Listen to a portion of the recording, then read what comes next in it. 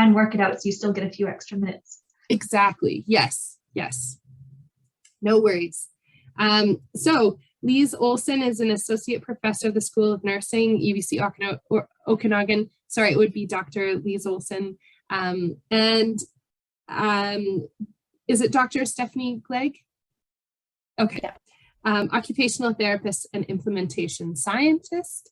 And their presentation is innovative coaching approaches for children living with neurodevelopmental disabilities to enhance equitable physical activity participation in rural communities. I will. Great, thank you so much for the introduction. I'm just going to go ahead and share my screen, and I hope you can see it okay. And I'm just going to go on to presentation mode here, and this will just take a second because my computer's really slow. No problem. No problem. I run into these challenges too sometimes. All the time, most of the time. Great.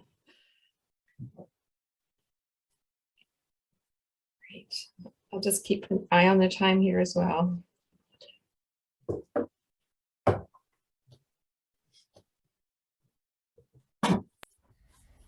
It will arrive, I promise.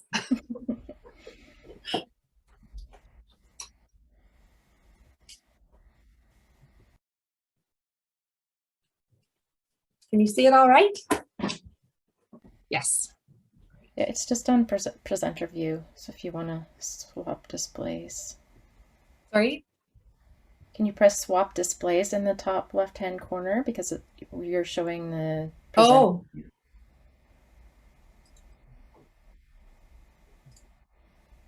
There you go. Perfect. Great. Thanks, Stephanie. So Stephanie and I will be sharing our presentation here today. So thank you and welcome. We're excited to tell you about our project that we've been working on and share with you some of our approaches and information about this particular work. So we'll start off with some general information about how we've developed the project and some of the components of it, and then give you some specific examples of the implementation in a variety of different settings. So this is called the Kids Action Project, and the focus of this project is on physical activity for children with diverse abilities. But before I start, I would like to acknowledge the land on which we're working and playing and conducting this project, on the land of the Coast Salish people, including the Musqueam, Squamish, and Tsleil-Waututh. And as well, our project spans quite a variety of geographies, but another important area that we're working in is the unceded territory of the Silks people. So we feel very fortunate to have the opportunity to conduct our work in these areas. So just as an introduction, there are many benefits to physical activity for all children. And I think we're all quite familiar with what many of those are. But for children with diverse abilities, these benefits play a very important role in their lives as well. So in our project, we are promoting an approach to encourage the development of physical literacy among children with neurodevelopmental challenges, and doing this through building their motor skills to help support lifelong active living. So many benefits of physical activity through physical literacy development include such things as benefits for cognitive development and learning, their social development, and general physical abilities, and working towards leading a long and healthy life. So given the benefits and importance of physical literacy and physical activity for all children, equitable access for children with neurodevelopmental and challenges is oftentimes lacking. And studies have shown how oftentimes exclusion may happen for kids in terms of their peers in school settings and in community programs. And a recent scoping review that one of our team members conducted identified a substantial amount of research showing that that this exclusion can result in isolation and loneliness for some children that can have longer term consequences in terms of their physical health and their development. So the equitable access to having opportunity to be active and to be involved in physical activity program is very critical for children. There are many influencing factors for children with diverse abilities in terms of how they may be affected by these factors that are often intersecting and can make their participation and access to equitable opportunities more difficult. So some of these include the diverse ability that they may have in terms of children with more severe conditions may have and greater challenges to accessing programs. Sometimes knowledge and skill of the coaches involved can be something that is also can present a barrier. Program availability, and this has been quite seriously affected by COVID with many, for the past 2 years, with many programs closing their doors, and also even just factors such as our extreme weather events has also affected program availability for children. And another factor that's important to consider is the Indigenous inclusivity of many programs, with many mainstream programs not necessarily addressing aspects of cultural competency within their offerings so that their programs are seen as culturally safe for Indigenous families. So we see these as all intersecting factors that can really affect the extent to which children have access to programs that can help support their physical activity development. And then geography is an important one as well. So this affects rural families to quite an extent. We've done some research around what programs are available throughout BC, and most are available in urban centers. So there are far fewer programs in the smaller communities. And so for families to travel to, say, if they are living in a more rural area of the Okanagan, for example, traveling to Kelowna or even to Penticton for a program can be quite difficult in terms of cost or time, or even their child's willingness to sit in the car for an hour to drive to a weekly program. So these are all factors that can affect the ability for families to access programs that they feel can benefit their children. So we've developed, our team has developed over the last couple of years an intervention that's called Kids Action. It's a Kids Action coaching approach. And it was developed with a number of aspects in mind.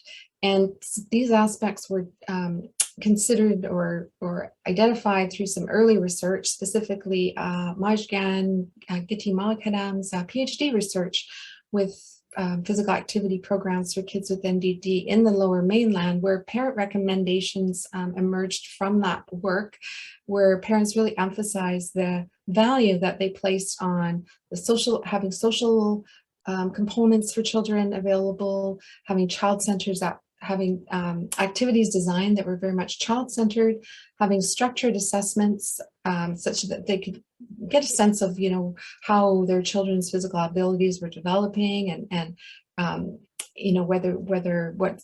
whether they were working towards certain goals that were relevant and helpful for that child, and also having opportunities for parents to be involved in the program and in with their child's activities, and having a chance to network with other parents. These are all things that parents considered helpful and were developed or were kind of integrated into the design of the Kids Action approach. We also based the approach on some guiding principles, and these included looking at a couple of areas, one of which was the physical activity framework for action developed in BC in 2015. And some of the areas emphasized in this framework include addressing physical activity specifically for First Nations communities, looking at promoting physical activity for people with disabilities, and living in rural settings. So these were all areas that were relevant to the work that we were planning. Also looking towards children and youth programming, was also another focus area of that framework. As well, the Truth and Reconciliation Commission of Canada's calls to action have many relevant calls to action embedded within that, in that document and framework. And there, I think, are about 7 calls to action that are particularly relevant, and with numbers 89 and 90 focused clearly on sports within reconciliation. So these are some of the ideas underpinning our work. This is a little bit of a complicated slide, but just to give you a sense that in terms of the theory that we're looking at to inform our work, it's being addressed on multiple levels. So there's different theories that are relevant to different levels. So the child and family level, the implementation and evaluation of the programs themselves at that level, and then at the broader approach level to the overall Kids Action initiative, where we're implementing community engaged and Indigenous inclusive frameworks. And I was just interested listening to the previous speaker around two-eyed seeing. This is an approach that we're implementing and utilizing. I really like the idea of multiple-eyed seeing. I think that's really can be very relevant and a helpful way to think about things. So I think that's something to think about. But the importance of culturally safe strategies and considering OPCAP within our research protocols, and working with the Indigenous partners that we are engaged with, and at this very start of our interactions and relationship building to discuss how OCAP and other frameworks can inform and help us move forward. Stephanie will talk a little bit more about the implementation frameworks that we're using, Knowledge to Action framework, the National Implementation Research Network framework, that has very much guided our approach to implementation, and the theoretical domains framework, and then REAIM, which is a evaluation framework, has also been helpful to help us organize the different evaluation components of the project. And then for the child and family level, theories around cognitive development and child development have also informed the approach. So I'm going to turn it over to Stephanie just to tell you about the 6 core components of the intervention of the Kids Action coaching approach. And I will start off with this first one. Great. So we've got 6 components. The first is a community-based physical activity program, and most partners already have one in place, but we have worked with some partners especially in rural, remote communities who don't have an existing program that suits the needs of kids with diverse abilities. So we partner to help establish those programs.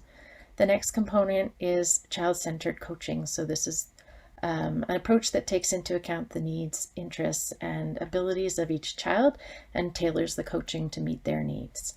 The third component is individualized home-based physical activity practice.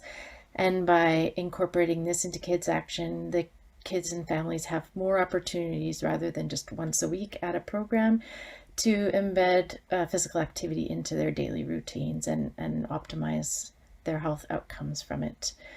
The fourth component is social interaction, both among children and among families, to provide opportunities to connect and also to build their support networks. The fifth component of Kids Action is evaluating outcomes. So this is something that in the initial research was identified as a gap for most programs, and it allows programs and also the kids and families to see progress over time and identify areas that can be improved to suit the needs of families and our partner sites. And the final component is an Indigenous and community lens, and we'll discuss this in a little bit more detail in subsequent slides. So just to give you a snapshot of what that individualized coaching and home practice looks like, this is the coach's role. So they would start with a motor skills assessment that helps to identify strengths and areas for growth for each child. And then they choose home-based activities in collaboration with the family to assign to the kids to practice at home based on those areas of growth that they want to target. And they set individualized SMART goals tailored to the child that are measurable, attainable, etc. And then the families do those activities at home. The coaches monitor the progress periodically. The families track their progress, and then the goals are adjusted as needed. If it's too challenging, they're graded to be a little bit more attainable. If they're too easy, you can progress the challenge. And then we try to build in incentives for the kids and rewards at the end so that their effort in changing their lifestyles at home or maintaining focus on physical activity are rewarded and recognized. Next, these are the 4 steps of the implementation process from the NERN framework that Lisa mentioned. And we like this one because it helps to guide the process of implementation, but also the words aren't as jargony as some other implementation frameworks, so that partner sites can understand what to expect and how we work together to implement. So the first phase is exploration, where we determine interest in kids action and its fit for the community or the physical activity program and what sorts of barriers and enablers might exist. Installation is when we prepare for installation or implementation, so we get everything ready that we're going to need, such as training for coaches or mentoring, establishing evaluation processes, and it will vary depending on each site. Initial implementation is when we pilot launch Kids Action and give it a try, maybe with a smaller subset of coaches or a single program, and then full implementation, we're scaling up so that more people are involved and can access the benefits of Kids Action. So just to step through these 4 phases and to show you a sense of what we offer to partner with community sites. We start off with relationship building. It's been really a key focus of this phase, identifying shared goals and outcomes that we'd like to address, and finding our common goal, which is basically getting more kids moving. We provide an overview of Kids Action and do something called program mapping, where we work with the partner sites to learn more about what their programs look like and how they might fit in with Kids Action, so that we can co-develop an implementation plan together. So our implementation team has members from our team as well as from the site team, and we work together through all steps to identify barriers and enablers of implementation and find ways to target those. Next phase is installation. So here we use our co-developed implementation plan to follow the steps, make sure we have a communication plan in place so that everyone knows what's going on and we can identify challenges or successes as we go along. And then we have some checklists that help us look at basic things around staffing and training, what leadership might be doing to support implementation, and evaluation to identify what outcomes are important to them and which ones are important to us, and how we might go about developing a plan for that. The next phase is when we actually launch, and we monitor the extent to which those 6 components are being used, and then track things that we've adapted over along the way, so that we can look back and determine what we did, what worked well, what didn't work well, and we can bring that learning with us to the next stage or to other sites. And the final phase is the full implementation, where we scale up to more staff or programs. We implement strategies to support sustainability after the end of the research project itself, and basically revisit earlier steps to make sure that we have everything in place for ongoing success.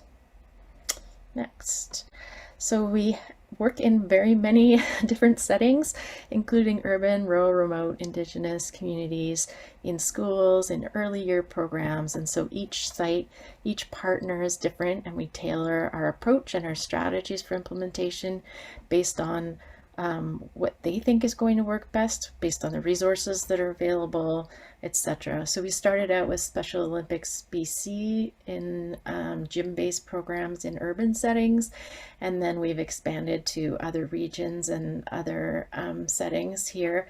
And I think that Lisa's going to talk about the adaptive sports at Sun Peaks as one example in a rural remote setting. But just as an example, going from a gym-based program to a ski hill, very different approach is needed for even all the resources that we're using. And then one of our other partners, Victoria Native Friendship Center, we're looking at implementing in the daycare, as well as potentially in a youth program. And so you can imagine how implementation would be different in those settings and what it looks like. Next.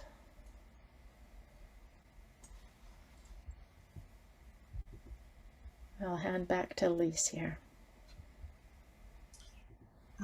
Yeah, so just give you a little snapshot of how our implementation has been coming along in adaptive sports in Sun Peaks. So we started out last year in 2021 with a testing of some of our materials for the motor skills assessment, and looking at what kind of adaptations were needed in order to try these out on the ski hill. I think our very first tools were paper-based, and we found out very quickly, well, that's not going to work because the coaches are skiing out on the hill with the kids, and these pieces of paper can get really wet and soggy and kind of crammed into somebody's pocket. So we worked with them to develop something that would be portable that the coaches could take out. So we came up with some small laminated index cards that they could take out on the hill with them, just as a reminder of the different motor skills that they'd be looking at, of how the kids were doing, kind of, and they would design a way that they could weave that into their lesson.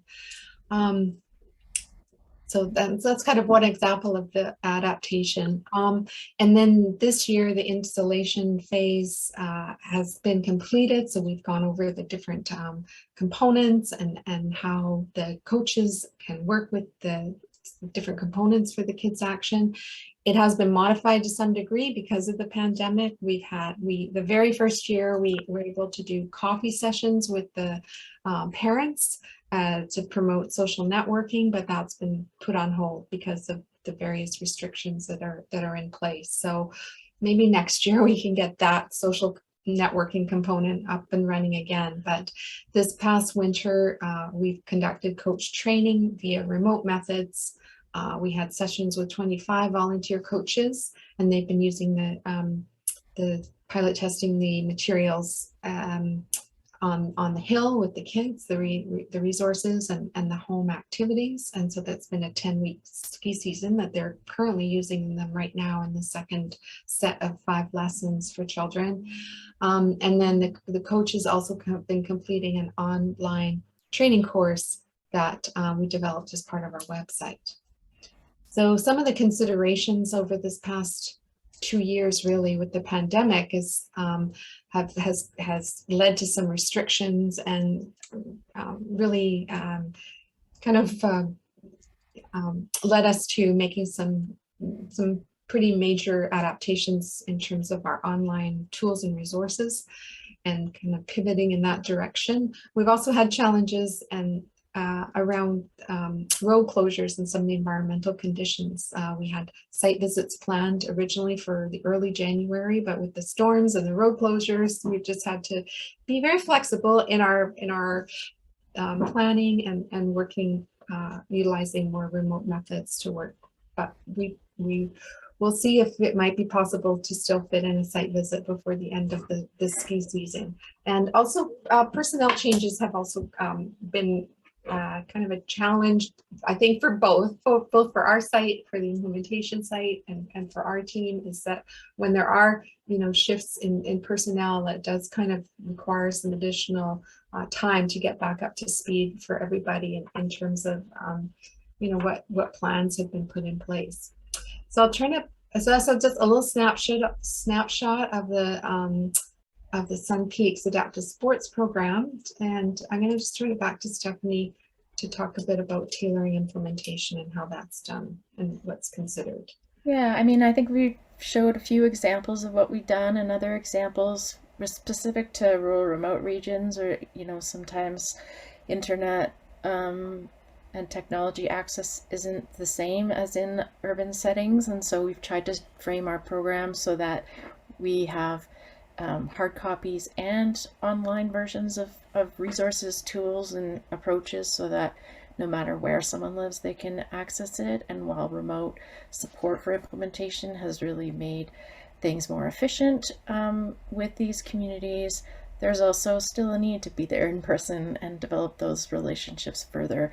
And we really miss that part of our processes and hope to get back to that soon. And just the next slide here, just to say that from an implementation science perspective, the ones on the bottom, those factors are the ones that we usually think about when we're adapting or tailoring, but the COVID pandemic and climate change, with the flooding of the roadways and the emergency evacuations with forest fires and whatnot, have really made the biggest impact on the adaptations that we've made. And I will leave it to Lise to speak about the Indigenous piece a little bit further. Yeah, so this is an important aspect of our project. And one key partnership that has really facilitated us working with our Indigenous inclusive approach has been our partnership with ISPARC, the Indigenous Sport and Physical Activity Recreation Council of BC, and having their input and partnership throughout the project to help us engage in collaborative approaches with, for example, with our with the Victoria Native Friendship Center as one key site that is, we've probably been having kind of the moving further into implementation with that site. So as I mentioned earlier on, utilizing, our aim is to utilize a community engaged collaborative approach informed by OCAP. We see it as a really important and key for our own research team members to engage in cultural competency training, and ISPARC has helped us with that and provided workshops that we've attended to ensure that people have kind of a similar level of knowledge about what all these things mean, and utilizing an Indigenous lens for all stages of implementation. And the implementation stages and the framework that we are using does lend itself well to that, emphasizing the importance of the early engagement phase, where we work closely with our partner to understand, you know, what kind of programming is already happening in their community, what the kids action approach consists of, and just discussing together how that might look, and you know what aspects might be most relevant and helpful for their own community to support children's activity participation further. Some of the tools that we've been working on and developing have been on our website to have within our, we have a bank of physical activities right now that has about over 120 physical activities, home activities that families can choose from.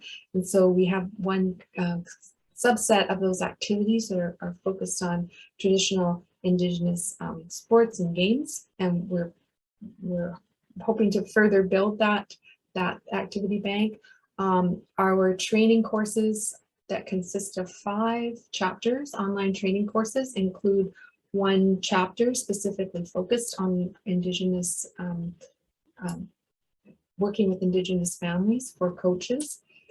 And also just overall graphics for our website and our courses in terms of incorporating this lovely logo that was designed by Jamin Zorowski, and the elements within this logo reflect First Nations, Métis, and Inuit considerations within the logo design, and we're very pleased to be able to share that on our website and within our tools. And just in terms of considerations around color and gathering input from our Indigenous Advisory Committee and working closely with ISPARC to make sure that, that the different aspects that we include are culturally appropriate, sensitive, and helpful. And overall, and when we're thinking about sustainability is a really important part of our project that we've been thinking about from the beginning, in that when we have an